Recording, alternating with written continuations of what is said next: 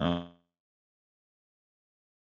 yeah, appreciate y'all for tuning in, and all those that are viewing this, or if you're viewing it live, welcome right now. If you're going to be viewing it on the replay, thanks so much for checking this out. I am Ben Tyndall. I'm the executive director with Safe Family Farming, and we're really pleased to have several guests as we are tackling in our what we call our Ag Exchange conversation. We got a really good conversation as we have this past legislative session. I am calling in from Olympia. I am tuning in from Olympia right now, and hold on, wait for it. Yeah, you don't hear that? Hear nothing? Yeah, the legislative session is over, and it is very quiet in Olympia for the first time in about three or so months. And if you hear anything, it's a sigh of relief from perhaps our guests, Mark Streuli and Caleb Gwerder, are two of the lobbyists that have been really working and having their finger on the pulse of what's going on here in Olympia and working this 2026 legislative session. We're going to pull them in here in just a second. But I do, before we dive in completely, I do want to take a moment and thank our sponsors, the Kennewick Irrigation District. They are the sponsors for the Ag Exchange conversation here. We are very appreciative and very thankful for the Kennewick Irrigation District for their sponsorship with and partnership with Safe Family Farming, but as well as their work day in and day out in the greater Kennewick irrigation area, in the greater Kennewick area, providing water and irrigation to properties and farm operations there in that region. So a big thank you to our sponsor for the Kennewick Irrigation District for helping make this conversation possible. And with that, I do want to welcome our guests.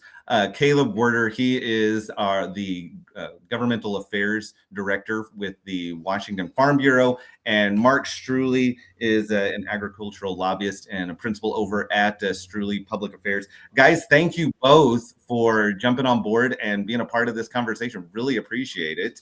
I hope that y'all have been able to get some a little more rest now that March 12th is behind us. But anyway, kind of let me start the conversation real quick.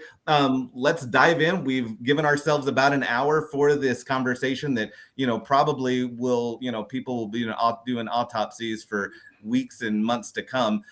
So we'll see how much we can get accomplished in 1 hour. But give me a little bit of the feel, just kind of set what was the temperature? Caleb, I'll start with you, but this will go for both of you guys. What was kind of the temperature, the feel this session? Was this a positive session for agriculture? Was this one where you felt like y'all were always just playing defense? Was it a mix of both?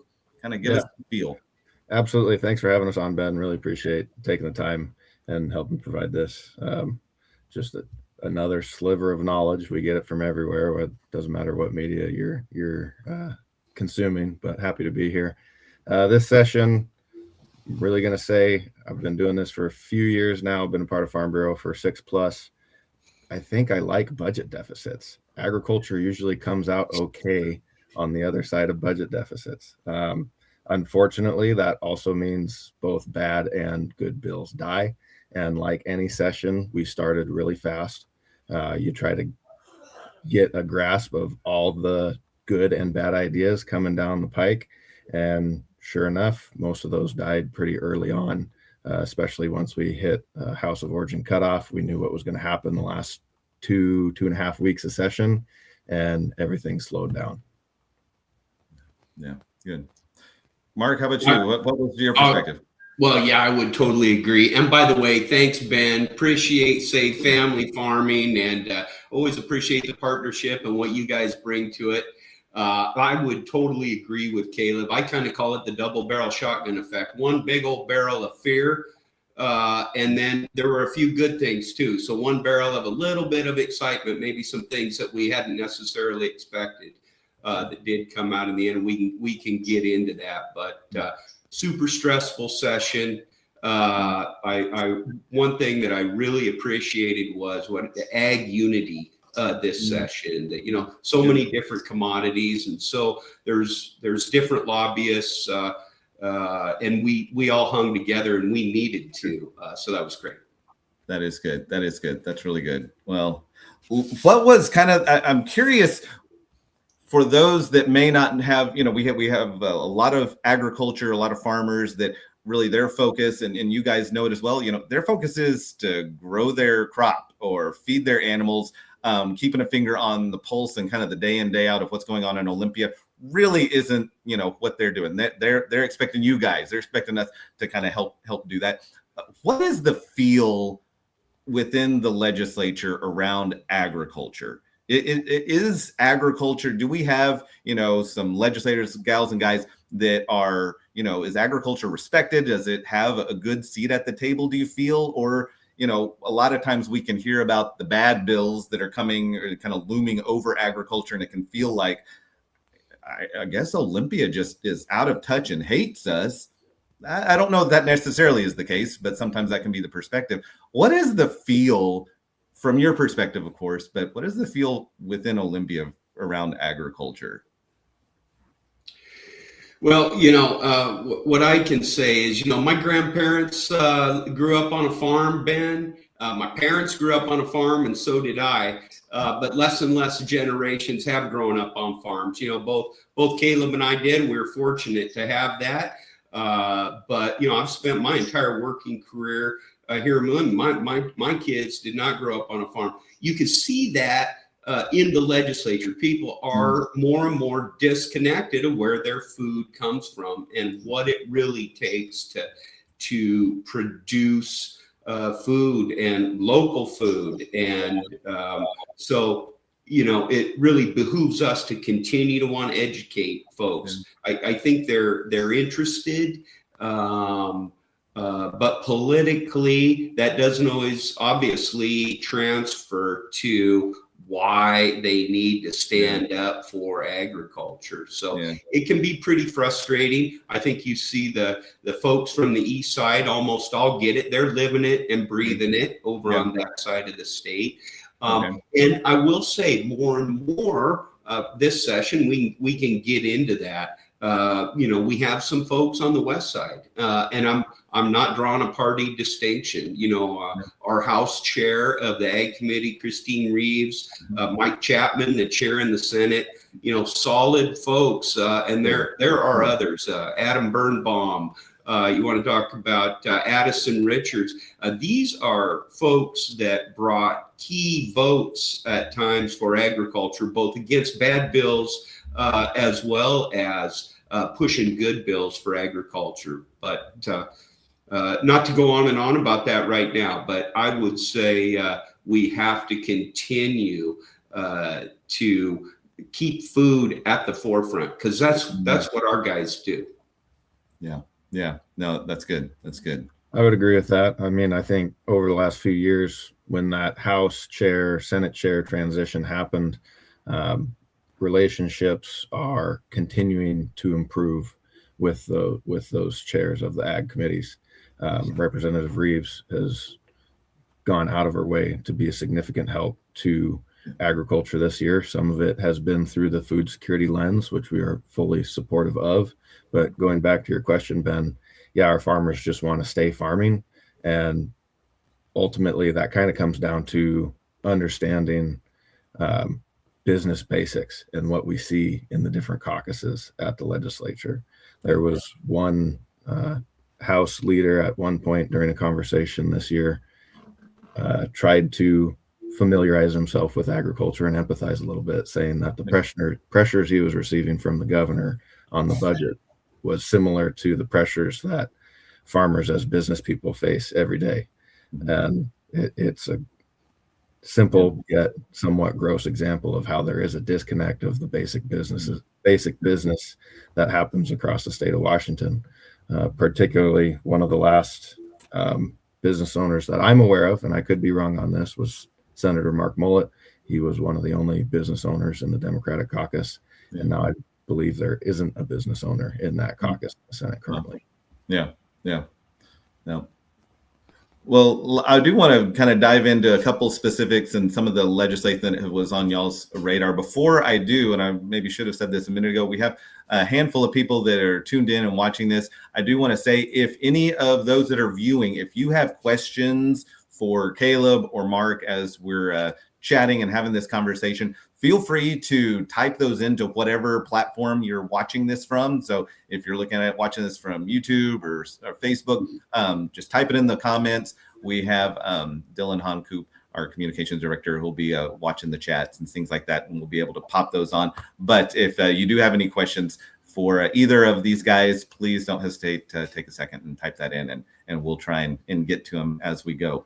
But with that, let me ask this, and Mark, I'll start with you, but this will go for both of you.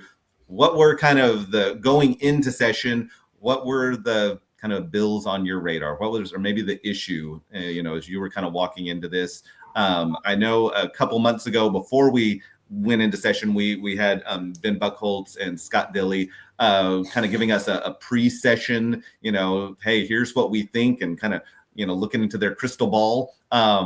I don't know if the crystal ball was communicating correctly or not at the end, if everything panned out the way we thought it would. What were y'all watching for, and how did it play out? What were kind of high on your radar? Yeah, well, those guys are great. We knew coming in, just from conversations, we knew obviously the income tax was going to be a big part of the legislature because of the budget situation and just the appetite. There have been a long time, I think the majority party for a long time has communicated they wanted to pass an income tax. I would say right in December, we started hearing late December, like right before session, we started hearing rumblings about ag labor unionization. That made us, of course, quite nervous, but we were just hearing rumblings. There was not a lot of stakeholder outreach on that issue, which we can get into later. But that was right before session. The other one was environmental crimes. We knew for sure that was coming back, and we'd met with the prime sponsor.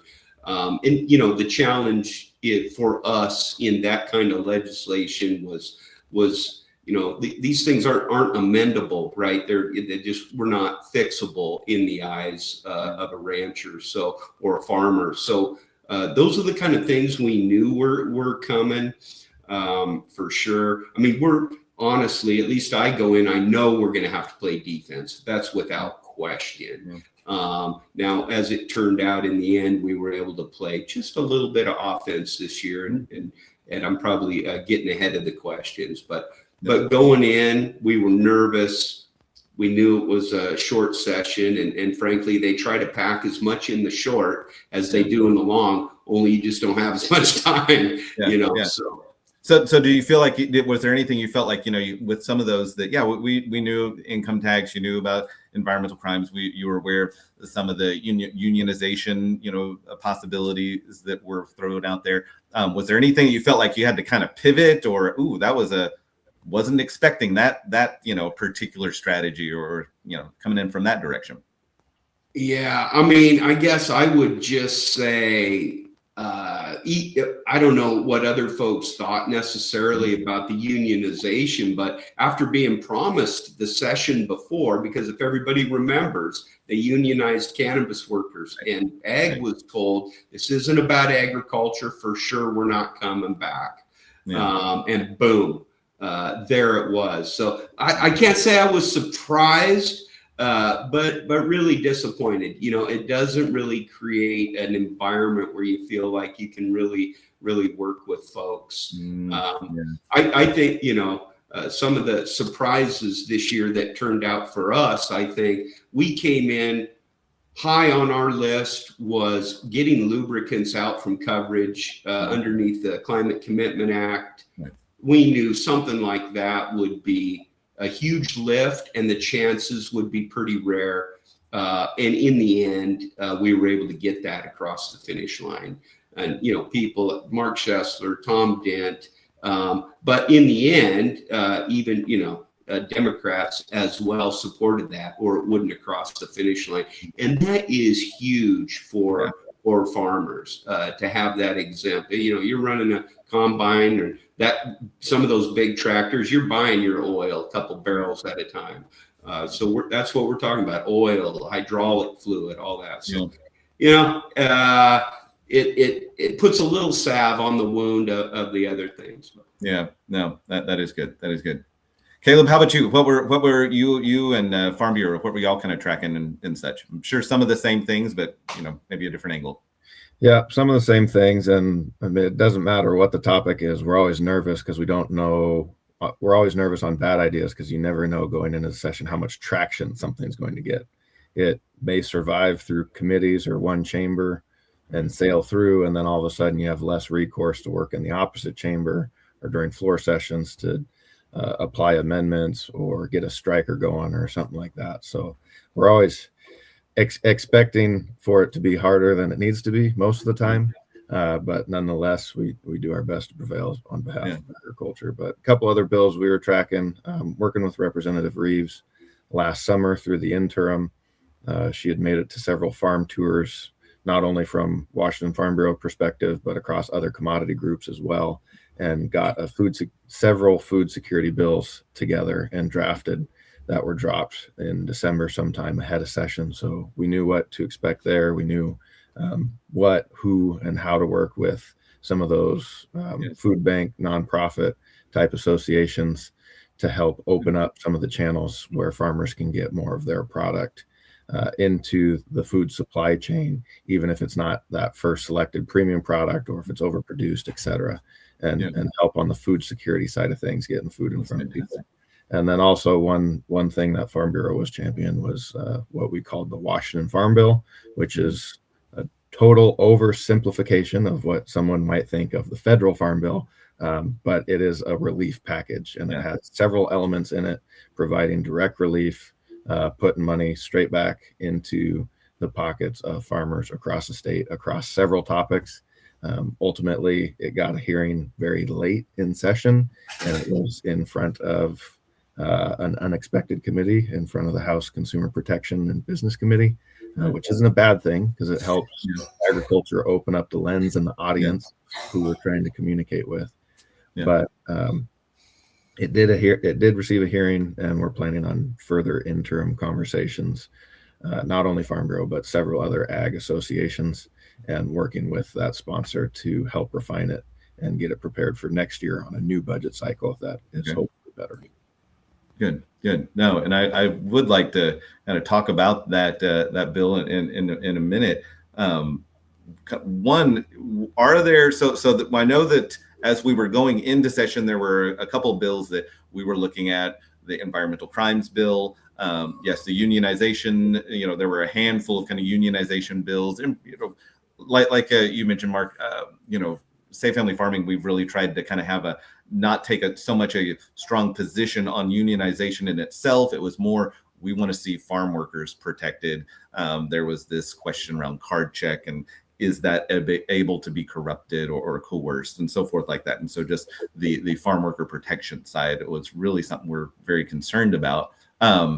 And that kind of mixed messaging around, yes, this was something for cannabis workers. This is not going to be something that is going to be broadly across the board for agriculture. And of course, right out of the gate, it was blanketed across the board for all of agriculture. I think a lot of people, yes, we tried to let me work on my shocked face. I don't think any of us did that real well. I don't think it was shocking anyone. But with that, honestly, those bills did not make it across the finish line, which, for many that was positive. But I would assume, these aren't dead necessarily in anyone's mind, for in future sessions. What is the likelihood of some of these bills coming back? Are these things that you expect to see again in 2026, 2027, 2028, those kind of things? Moving forward in the interim and then into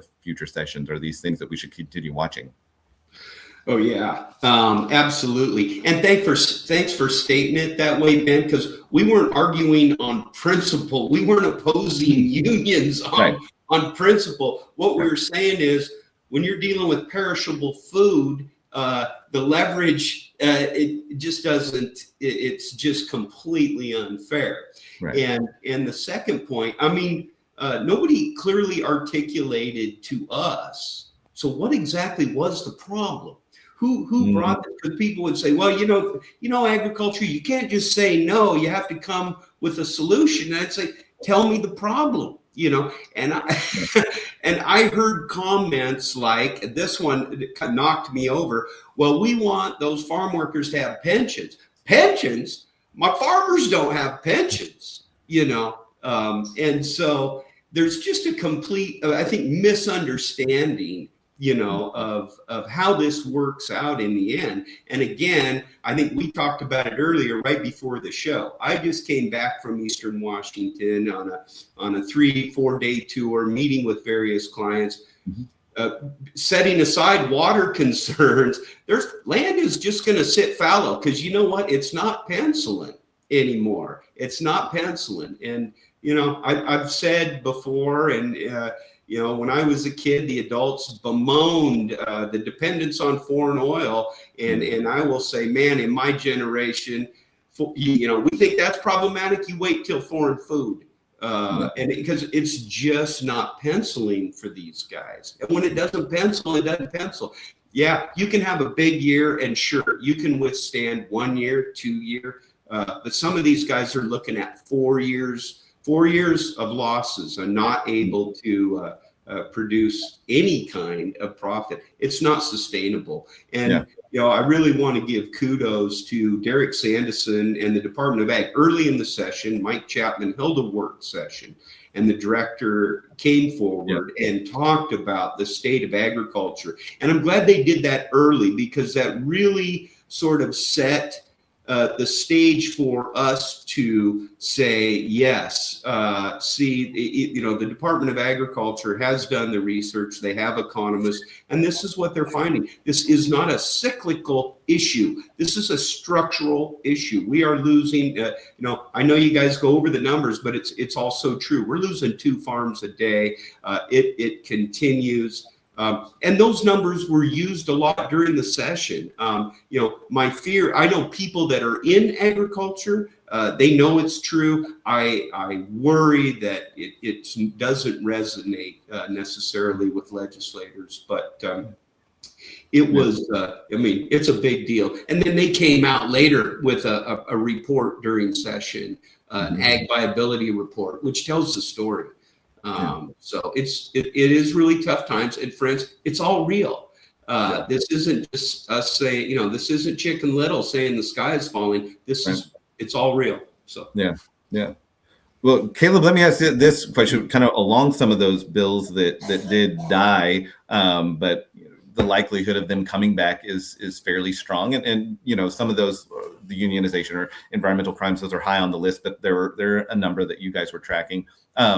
Are there any kind of takeaways or lessons that y'all learned that we want to be doing during the interim? Anything that we can learn from what went down in this past session on some of these bills that hey, let's have a stronger presentation, or that we can kind of build a better coalition?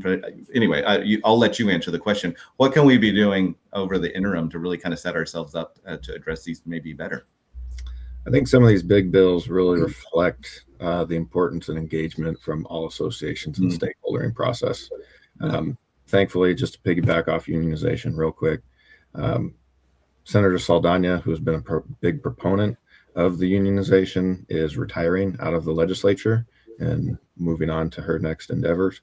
And it sounds like Senator Chapman will be taking those conversations over and holding some interim stakeholdering thing where we can really help explain what agriculture's perspective is, not being anti-union necessarily, but what are the nuances, all the pieces that were involved in those 4 bills that were dropped, and so on. And then even environmental crimes too. What the sponsor wants to call stakeholdering last minute in December was really, like Mark said earlier, it's not an amendable bill. The whole thing is an issue, and can totally understand the sponsor's efforts and why she has drafted this piece of legislation with the boat fires that have happened in her district and down in the Port of Tacoma, Commencement Bay area.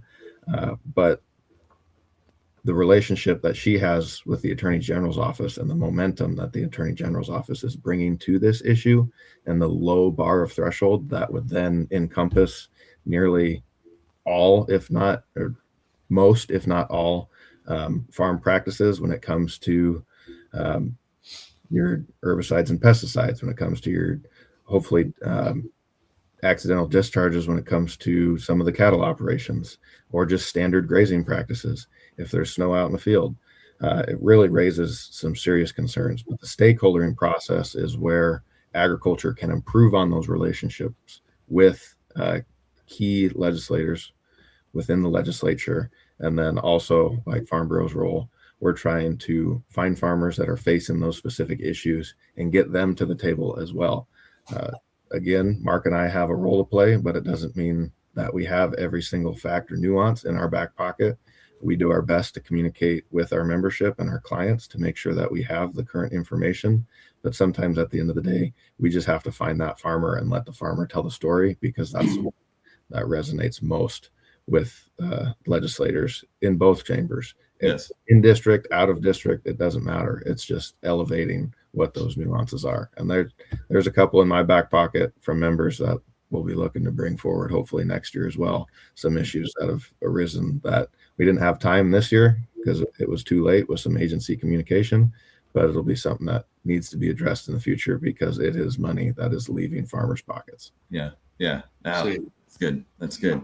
Well, and it's I actually love hearing that, you know, you're tapping into members, that you have some of the farmers and recognizing and trying to communicate. That's something we're trying to do through Safe Family Farming as well, is trying to help communicate to farmers. Your voice really matters. I know it can be a chore to, you know, remove yourself from the field for a moment, and, you know, but thanks to modern technology and, you know, if there was a silver lining around COVID, you know, maybe the remote testimony is one of them. But being able to say, you know, it's very easy to engage, and your voice really has a lot of value, a lot of weight. You guys do a phenomenal job of communicating agriculture story, but you know, it's the guys or the gals on the field that are actually telling their own perspective. That carries a lot more weight than, you know, as someone who's kind of paid to represent the industry. It's like, no, you're actually part of that community, and that carries a lot of weight. So I do want to share that with any viewers or anyone that may be watching this. Your voice matters, and we want to continue to beat that drum. And so yeah, maybe it's not necessarily in this conversation. Maybe the politics isn't your thing, or social media is not your thing. I'll tell you, when you're at the corner store or at the local coffee shop and you're with your group of farmers, your neighbors, etc., and you're all griping about the same thing, that's telling your story. It just takes one of those in the group. It's like, hey, go talk to so-and-so. They probably have the best perspective on this. Yeah. And then if that gets distilled up to us, then that's one way. It's not just social media. It's not just in front of the politicians. That's one way that we can help elevate some of those issues. Yeah. No. And I couldn't agree more on that. And it really makes it real when they're talking to the actual farmer, and they also get to discover, hey, we got things in common, which is, you know, that really helps a lot. And I just want to chime in on the labor bill. You know, kudos to Christine Reeves again, because she amended that one bill. I think 2471 was the number. She amended that in the House, took agriculture out of it, so not to be covered under the National Labor Relations Act. Right.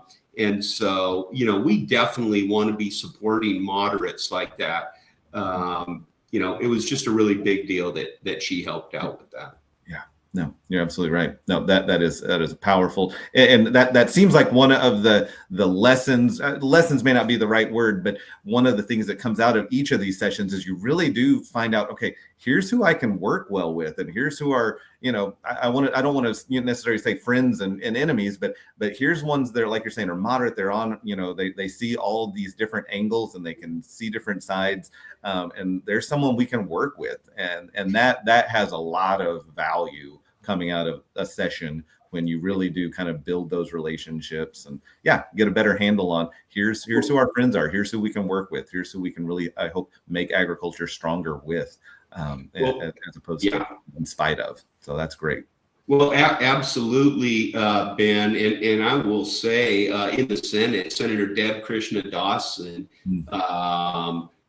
Gabe was good to work with this session, and I'll just be straight up. I mean, and she knows I had clients that we did not support her in her recent election, and you know what? She didn't hold that against agriculture. She is the vice chair of ag in the Senate. She met with every client we brought, and her votes reflected that. She was a huge help this session. And I just want to be sure and give credit where credit is due. And I count that as a new relationship for us to work with going forward. That's good to know. That's good to hear. It's good to hear.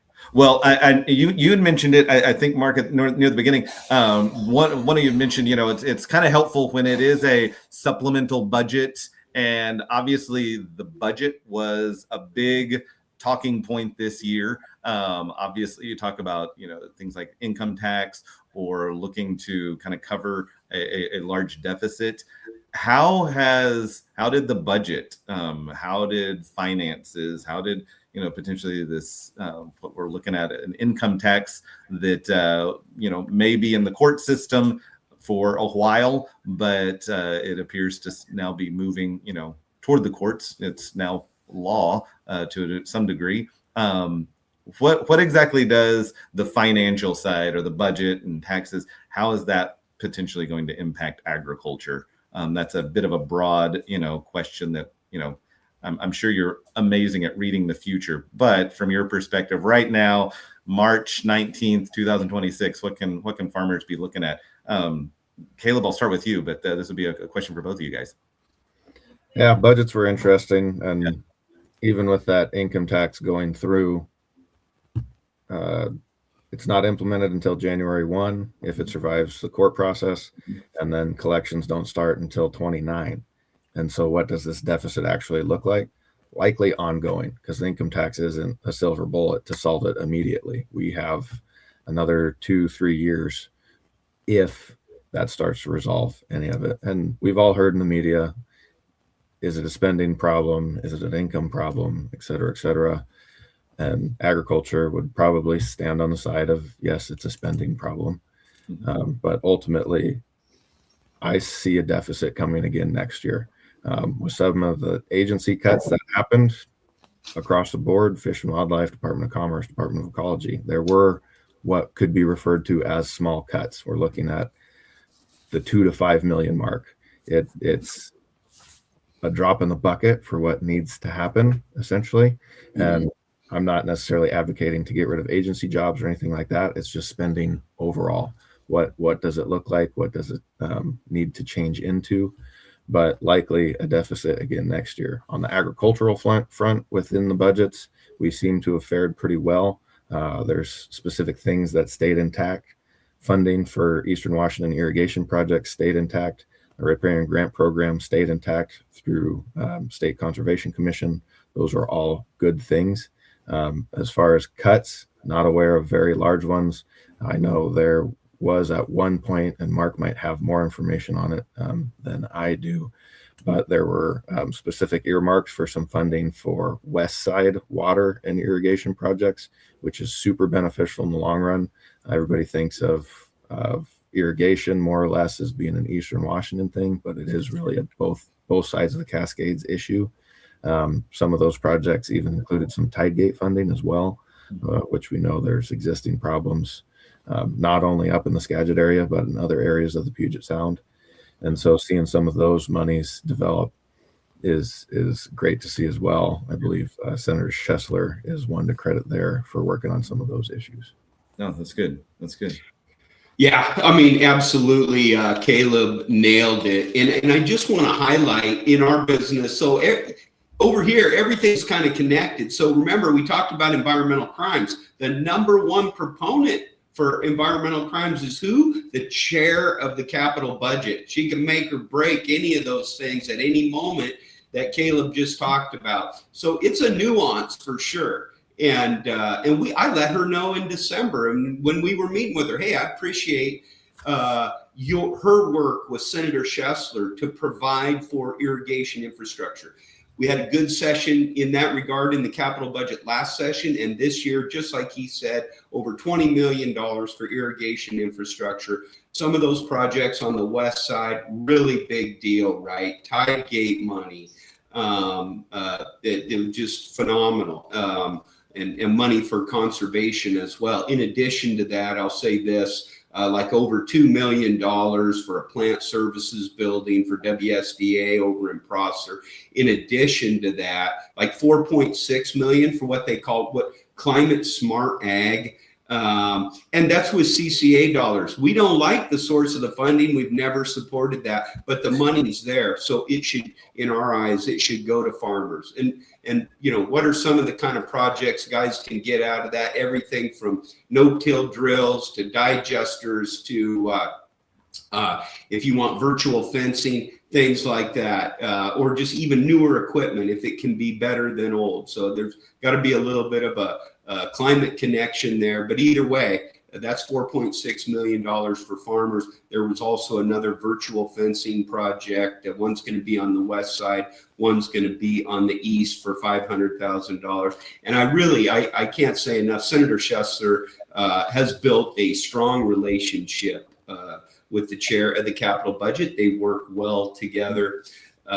But again, to kind of highlight my beginning point too, is everything's still sort of connected. So we absolutely wanted to see her bill die. On the flip side, we have to go about things in a way that we don't want to hurt our clients. We don't want to hurt farmers in what they could or what they may or may not receive in the capital budget. Yeah, no. Sorry to go on. I want to mention two things in the operating budget. Very upsetting this year.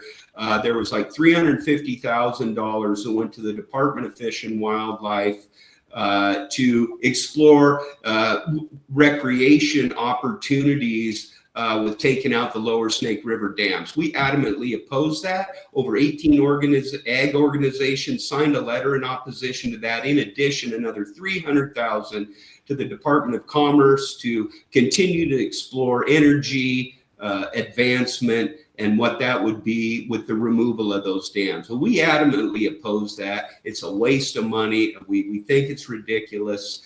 Yes, it takes Congress to remove dams, but they continue to lay the groundwork for the removal of those dams. And we adamantly oppose it and will continue to do so.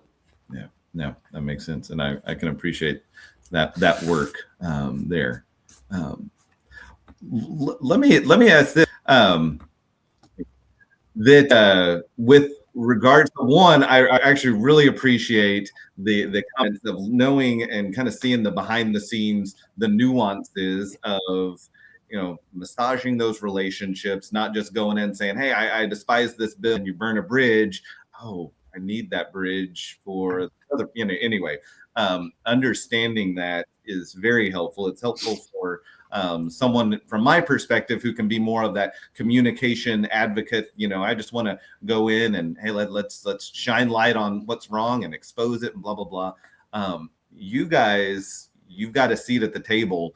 You're working to build these relationships and develop those relationships. You need to have those long-term relationships. And that is something that I can deeply respect and really appreciate both of you guys, and the greater ag lobby group that really is, from the variety of commodities, really going to bat and working to work those relationships, know where to push, but where to also mend some maybe broken relationships that have come in the past. So I really appreciate that. One of the things, and I kind of want to move, you mentioned, I forget which one. One of you mentioned the in essence Washington Farm Bill that Representative Reeves put forward. Sounds like she put it forward even at the beginning of session. This wasn't some sort of last minute bill that came forward, but unfortunately it didn't get a hearing until really after cutoff. And that was one of the things that I know we were looking at. I know several in agriculture were watching, and there's kind of this frustration, honestly, with there were several bills that were problematic, bad issue bills that came forward right at the beginning. And right out of the gate, you feel like, okay, we're already playing defense. Why wasn't a positive bill. It was not a perfect, it's not the silver bullet that's going to cure all our problems, but this was a good bill, is a good bill that agriculture could get behind. One, is there any input on why a bill like this was not prioritized the way it should have been? And then two, looking at, one of the things that we've been looking at with Safe Family Farming is the recent ag profitability numbers. As you guys are very aware, and many of those that are watching this, agriculture in Washington is 50th by a long shot on the list of all 50 states. We're in the red about $400 million this past, in 2024, and I'm assuming this last year probably isn't going to be significantly better. It would seem like that's a huge crisis that legislators, this should have been front and center on. We've got to do something to revive the second largest industry in the entire, economic, industry and impact in our state. And yet something that would have moved the needle forward, and that was kind of seen as almost more symbolic. What is all that to say, what is the relationship with, this bill or, positive bills to kind of help move us into a more profitable status? Are there conversations going on? Were there conversations going on during the session? What is that going to look like going into interim? What's being done about that issue? Yeah, on the Farm Bill front, that was something that I guess you could say Farm Bureau started with, but definitely checked in with the rest of the ag associations in the fall, making sure there was other concerns that maybe we didn't catch from our perspective or from our membership. It's House Bill 2616, I believe. Correct. And if anybody has an opportunity, please go find it and watch that hearing quick and watch Representative Reeves's presentation as she's the prime sponsor. One of the longer ones that you will definitely see with a House representative introducing a bill. And yeah, there was a myriad of issues involved in that. We addressed some CCA funds that we'd like returned to farmers and getting some exemptions on the fuel. There was delaying the hydrofluorocarbon implementation, specifically for some of those potato and onion sheds, which Mark is very familiar with. I believe there may have been a eminent domain piece to it. I believe there was and there was ideas that we threw out there too that didn't make it in the final version of the bill. And that's what some of these interim conversations will be about. And there's different perspectives. Washington, our state legislature is a one topic per bill type system. We can't present these omnibus type packages. And so there was a little bit of heartburn around that. It's like, how do we put so many topics into one bill and put support behind it?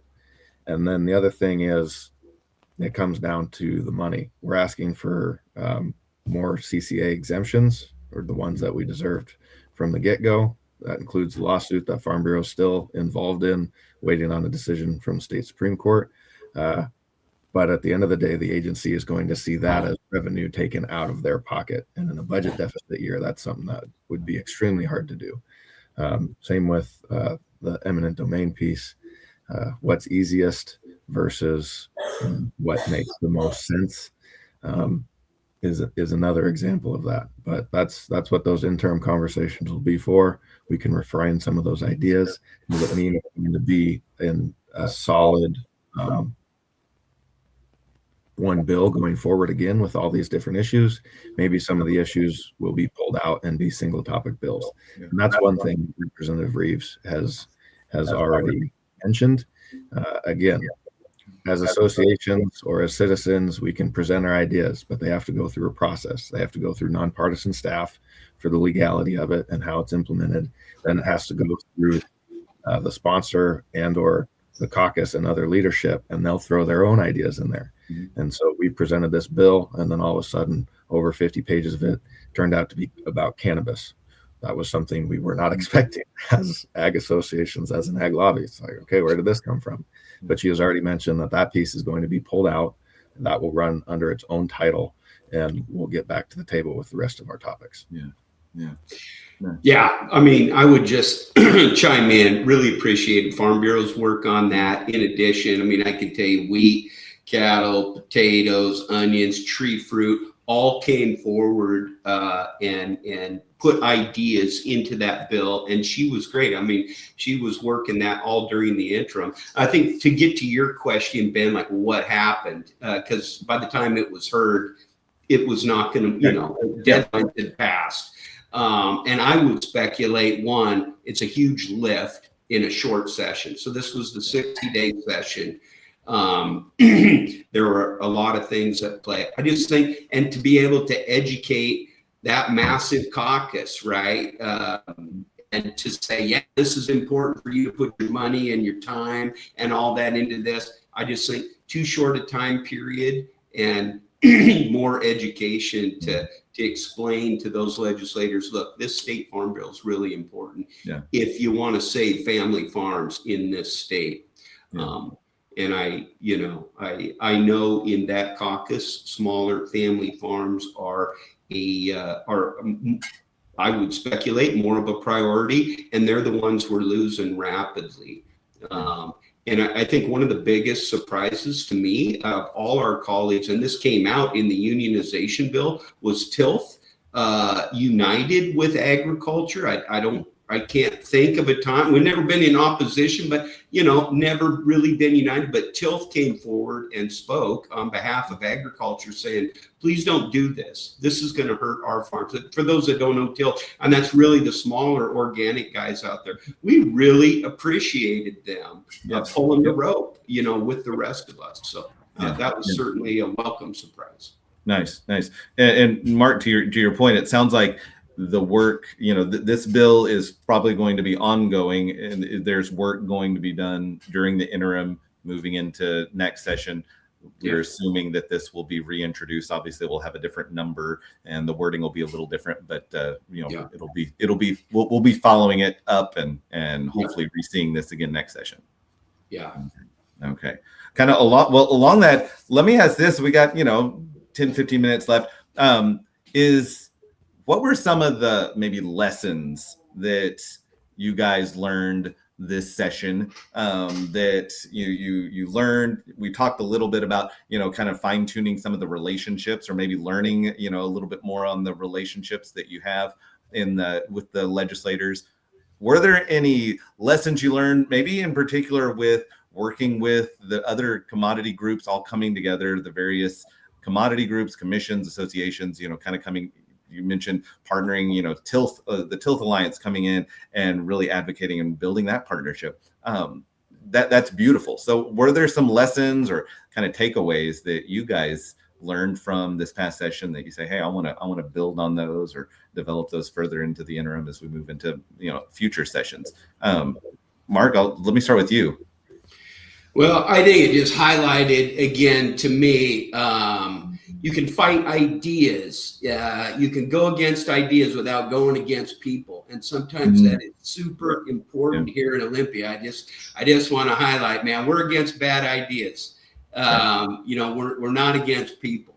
And I think if that was really highlighted this session, and there's just a time and a place.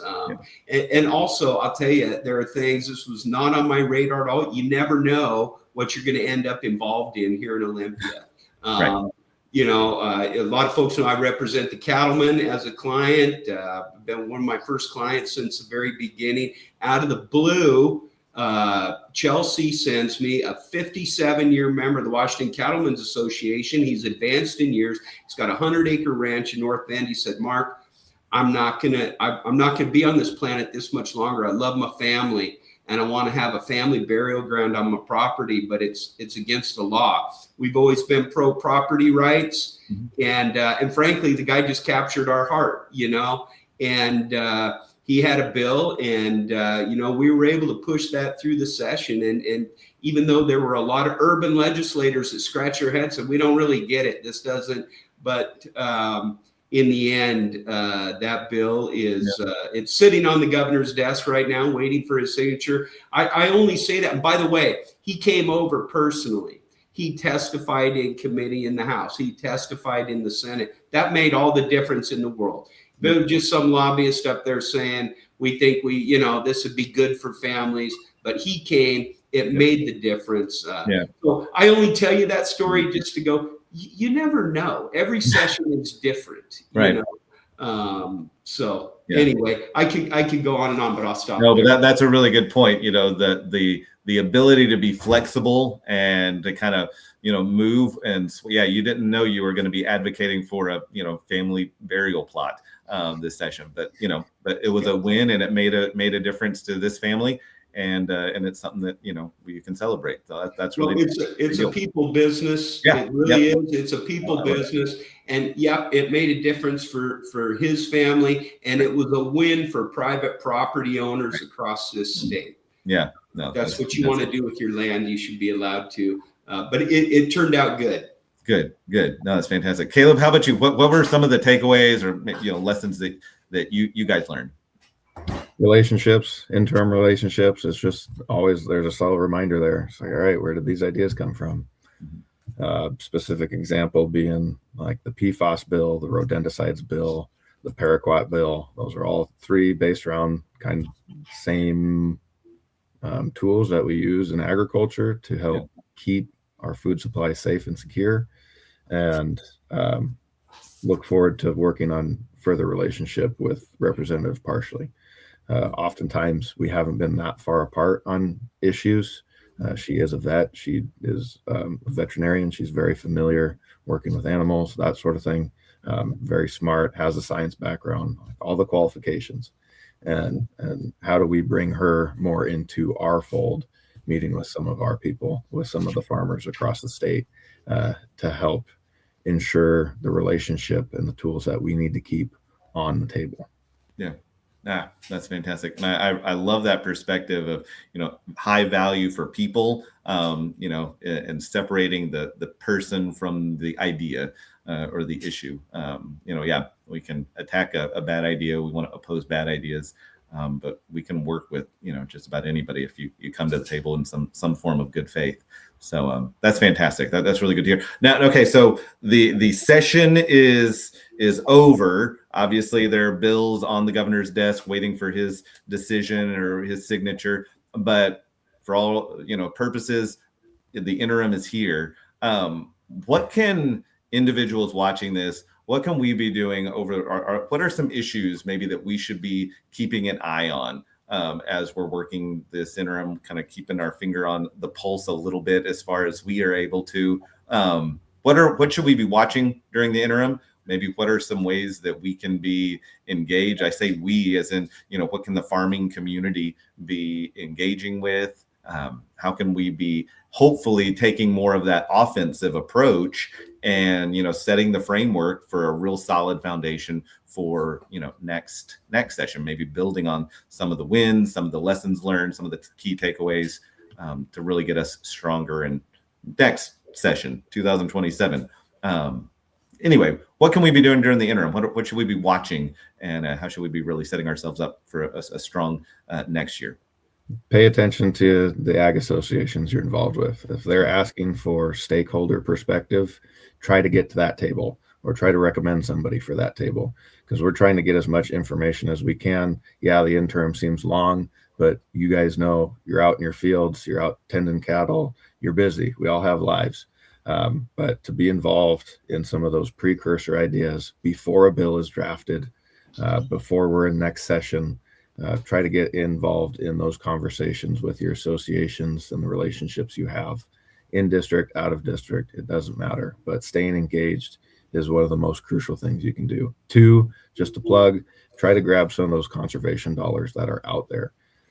Specifically riparian grant program with State Conservation Commission, working with your conservation districts, working with some of those other nonprofits. If there's grant dollars out there, try to soak those up for farming. In the bigger perspective of things, when those dollars disappear, they're easier to renew. And on voluntary basis, for what our associations have been advocating for, we want to support those voluntary conservation buffer type issues versus a hammer coming down from a perspective we don't prefer. And then lastly, and I know Mark can harp on this a little bit harder, pay attention to those close races. We have about a half dozen solid retirements happening across the legislature, and there's probably a dozen more that are questionable. We don't know if people are going to rerun or not. This is going to be a big election cycle, especially coming off the tail of that income tax decision. Yeah. So there's going to be close races across our state that could be very crucial and help implement or form policy that is very beneficial or detrimental to agriculture next year. But nonetheless, stay hopeful. Again, the budget deficit, I would argue, ultimately helped agriculture this year, and we want to continue helping agriculture into the future. No, that's good. That's good. Thank you. Mark, how about you? Yeah, no, Caleb, that was phenomenal. I couldn't agree more. I know all your viewers watching right now totally shocked. Olympia is not always based on logic and common sense.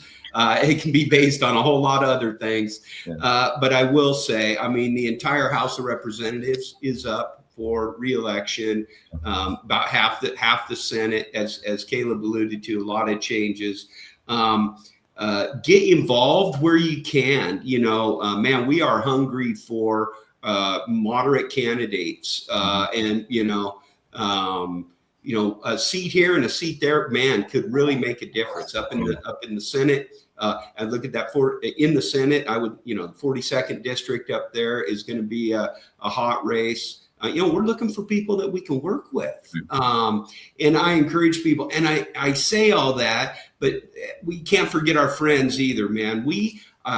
There were a lot of our friends on that House floor for almost 25 hours battling against the income tax and doing a lot of other things. And it's important that they need our support as well. And I know the associations will reach out, and the associations all have political action committees. People, as distasteful as some may find that, it's also really important to engage, because that's what we're battling. Some of these these environmental organizations and all them, they are funding their political action committees in a really huge way. I know folks are hurting. I wouldn't ever suggest anybody do something that is too far for them, but if you can support those PACs in those associations, it really means the world and makes a difference for us to be able to support candidates. It just costs a lot for a political race, right? They got to do signs, and they've got to get on the radio, and they got to get on TV, and the cost of that is through the roof. Or if you can even put out signs in your area for a candidate you believe in, I couldn't encourage folks enough. Do it. It really, all those things are helpful, and it makes a difference for the upcoming legislative session. Yeah. It's not the most, sexy thing to talk about, but the finances really do speak, be it to Caleb's point, if the legislature is working hard, you have advocates who are fighting to make, state dollars available. And if the farmer doesn't take advantage of that, money, next time it comes around, people are going to look at it and go, well, no one showed up, so I guess, no one wants this money.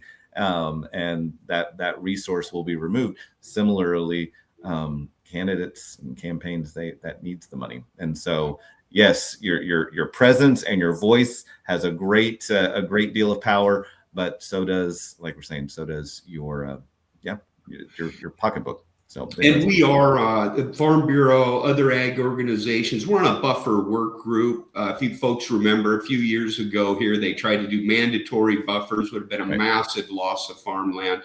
That has not completely gone away. There's a work group that continues. Ag is at the table, but so are the tribes, so are the environmentalists, and so are the agencies.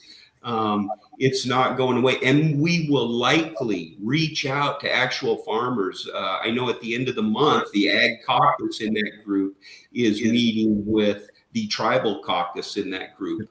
As they still continue, I'll try to stay off my soapbox, because I have to give kudos to our farmers out there, because as Caleb said, there's been There's $50 million in the last budget cycle, 25 to the Conservation Commission, 25 to the Office of Recreation. We got more farmers that'll do it voluntarily than they got money to spend, but they're really zeroed in on the 1% of the 1% of the 1% of that guy that I have not met that might not do it. And so I think it's frustrating to us to focus on some tiny infinitesimal piece of that, while I still got more farmers that will do voluntary projects that will benefit salmon than they got money to spend. So anyway, a serious issue, and we'll likely reach out to farmers to join us at the table on that. We'll see how that goes. That's fantastic. That's fantastic. Well, guys, we're out of time, but I do want to, give, another minute, 30 seconds. Is there a kind of just a message that you would want to share with the ag community as we move into this session, just to kind of end our time in, kind of give you a closing thought. Caleb, let me start with you and then Mark. What would you leave us with as you, one, take a breath and, take a sigh of relief now that the session is over? What can we kind of leave this session with on our mind? I would just thank the producers out there that are battling this every day. We get out of bed, we head outside, we get the work done. We're supporting our families while we're doing it, and they get and deserve all the credit. I'm going to ask them to stay positive. There are some things that we're working on that are definitely going to make things better. And one piece we didn't get to cover today, we need another 2 hours to cover all the topics. But there's things moving in the mental health space as well that we're trying to make sure there's funding available, trying to make sure there's resources out there. Please check on your neighbors. It's really important. But nonetheless, whether they're showing signs or not, it's really important that we keep our communities together. Maybe that's one neighbor, maybe that's 10 of y'all. It's really up to you. But it's not all doom and gloom. We're still here to live and fight another day. And there's a lot of people working on your behalf to make that happen. Yeah, no, I appreciate that reminder. Mark? Absolutely, man. We do what we do for the farmers and ranchers across this state, and I cannot thank them enough for doing what they do. In my mind, they're doing the hard work. They're the ones that are really fighting the real battle, and we want to continue. We're going to be their partners, to be their voice up here in Olympia, and continue to fight for them and continue to grow our partnership to bring them into the right rooms with the right people. So I know it's tough out there. Hang in there, my friends. We're going to keep fighting the good fight. Just be sure, man, we all got to stick together. And that really came through, I think, in this legislative session, was ag unity. All of the commodities sticking together, not getting sidetracked on some small thing, but being able to support each other and move forward as agriculture in this state. It's critically important. Yeah. Well, guys, thank you both. Yes, we have nothing but respect and kudos to the producers out there doing the work that you all represent, but you are doing some hard work of representing this important industry. And really thank you for the time and effort that you put into the years, but in particular this last session, as we're focused on that. And then really appreciate both of you guys. Thank you for your work. Thank you for you do a phenomenal job, and I am honored to call you a colleague, and thank you for giving up an hour of your morning to chat with us and really kind of pull the curtain back a little bit, shine some light on what was going on this last few months. And hey, I hope you get some time off, maybe, as we represent farmers, and from what I understand, cows still need milked, and the ground still needs tended to. So hopefully you get some relaxation in there somewhere, though, as you represent this industry that we all really appreciate. Really appreciate you both. Thank you guys for giving us some time. Thank you, Ben. Thank you, Dylan. Really appreciate Safe Family Farming. Appreciate your guys' time and the work that you do and your friendship. So really glad to be a part of this. Excellent. Excellent. Well, I do want to just let individuals know, if you are watching, we appreciate you taking some time with us and tuning into this. Check out savefamilyfarming.org for more information about our organization. If you have any questions or comments, or if there's any way that we can better support you or represent you or communicate what's going on in your neck of the woods, reach out to us. You can send us an email, info@savefamilyfarming.org. You can also use the QR code, sign up for our monthly email, as well as getting alerts as things come up. But again, we really, really appreciate the opportunity that we've had to share with you this morning, or whenever you're watching this on the replay, and know that Safe Family Farming is here working to support you, along with the Farm Bureau, along with Mark Streuli and the various commodities and associations that these guys represent. We really appreciate the team and the partnerships that we all have together. And with that, we will call it a day, and we'll look forward to staying in touch soon. Take care. All right.